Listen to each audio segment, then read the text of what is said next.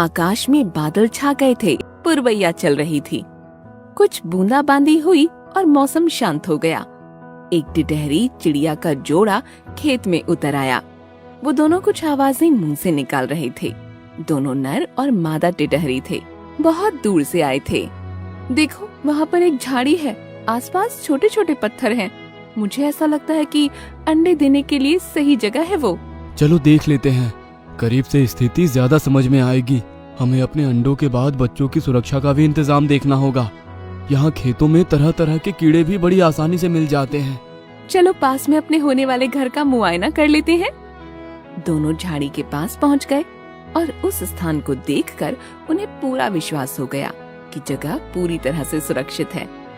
एक दिन के बाद मादा टिटहरी ने वहाँ अंडे दे दिए। वो अंडों को से रही थी कि उसकी निगाह एक गिलहरी पर चली गई। गिलहरी पेड़ के पास कुछ खा रही थी कि उसने भी टिटहरी को देख लिया और चली आई। अरे टिटहरी रानी, लगता है इस इलाके में नई आई मालूम पड़ती हो। बहुत अच्छी बात है, मैं आपकी पड़ोसन हूँ। वैसे तो यहाँ सब कुछ ठीक है, लेकिन एक लोमड़ी से सावधान रहना पड़ता है। वो मौका देखकर खतरा कर देती है। बस उससे ही बचकर रहना होगा। मैं भी ख्याल रखूंगी। गिलहरी बहन, बहुत बहुत शुक्रिया। आप जैसी अच्छी पड़ोसन को पाकर मैं खुश हूँ। मुझे भी बड़ी खुशी हो रही है। गिलहरी को सहेली के रूप में पाकर टिटहरी को बहुत तसल्ली हो गई थी।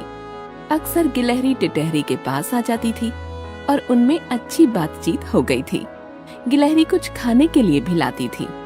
समय बीतता गया और टिटहरी के अंडे से बच्चे निकल आए। छोटे छोटे बच्चे टिटहरी और गिलहरी दोनों का बड़ा मनोरंजन करते थे। वो कभी कभी गिलहरी की भी पीठ की सवारी कर लेते थे।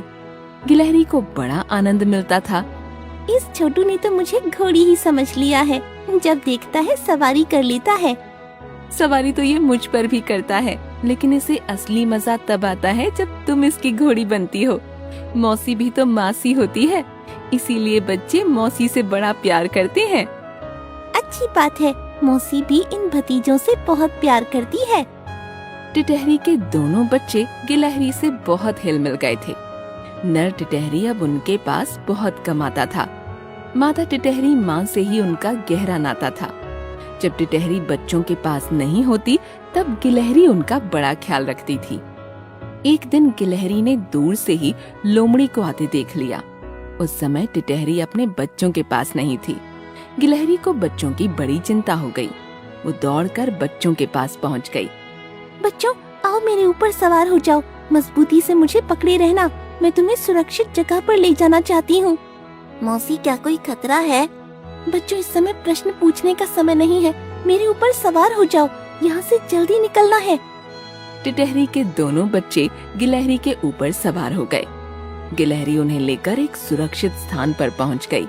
वो बाहर खड़ी हो गई। बच्चों, बाहर मत आना। जब खतरा टल जाएगा मैं तुम्हें बुला लूंगी। ठीक है मौसी। बच्चे अंदर हो गए और गिलहरी वहीं खड़ी रही। लोमड़ी वहाँ आ गई। टिटहरी के बच्चे कहाँ हैं? जहाँ उन्हें होना चाहिए। बात मत बनाओ, सच सच बताओ। बच्चे गए पर्वत के पार। तुम्हारा यहाँ आना है बेकार। इतने में टिटहरी का एक बच्चा पीछे से बोला, मौसी झूठ मत बोलो, हम पर्वत के पार नहीं गए हैं, हम तो यहाँ हैं। तुम लोग अंदर जाओ। गिलहरी, तू बनती है भोली, मुझसे झूठ क्यों बोली? मैं अभी पहले बच्चों की खबर लेती हूँ और उसके बाद तुम्हारी खबर लूंगी। मेरे जीते जी तो बच्चों को छू भी नहीं पाएगी।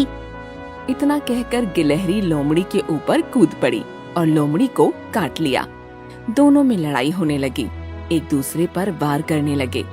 लोमड़ी का पलड़ा भारी पड़ रहा था। गिलहरी भी हार नहीं मान रही थी, लगातार लड़े जा रही थी। लोमड़ी घायल हो गई थी और उसके मुंह से खून निकल रहा था। अंदर टिटहरी के बच्चे डर कर दुबक गए थे। इतने में गिलहरी ने शेरू कुत्ते को देख लिया। उसकी हिम्मत बढ़ गई। शेरू भैया, जल्दी आओ, इस लोमड़ी को मार कर भगाओ। शेरू ने वहाँ से दौड़ लगाई तो लोमड़ी की हवा निकल गई। अरे बाप रे, भागो, ये कुत्ता तो मुझे जिंदा नहीं छोड़ेगा। लोमड़ी वहाँ से भाग गई और गिलहरी और टिटहरी के बच्चे सुरक्षित हो गए। शेरू भैया, बहुत बहुत शुक्रिया। तुमने अच्छा काम किया जो लोमड़ी को भगा दिया। मुझे खुद से ज्यादा टिटहरी के बच्चों की चिंता हो रही थी। इस छोटू ने तो पोल ही खोल दी थी। अच्छा हुआ तुम आ गए। उधर नर टिटहरी ने एक चिड़िया से बच्चों के बारे में पूछा। तुम्हारे बच्चे तो गिलहरी लेकर चली गई, कुछ भी हो सकता है, जल्दी जाओ। नर टिटहरी जब गिलहरी के पास पहुंचा तो गिलहरी के मुंह से खून निकल रहा था। टिटहरी ने सोचा कि गिलहरी ने उसके बच्चों को खा लिया है, इसीलिए मुंह में खून लगा है।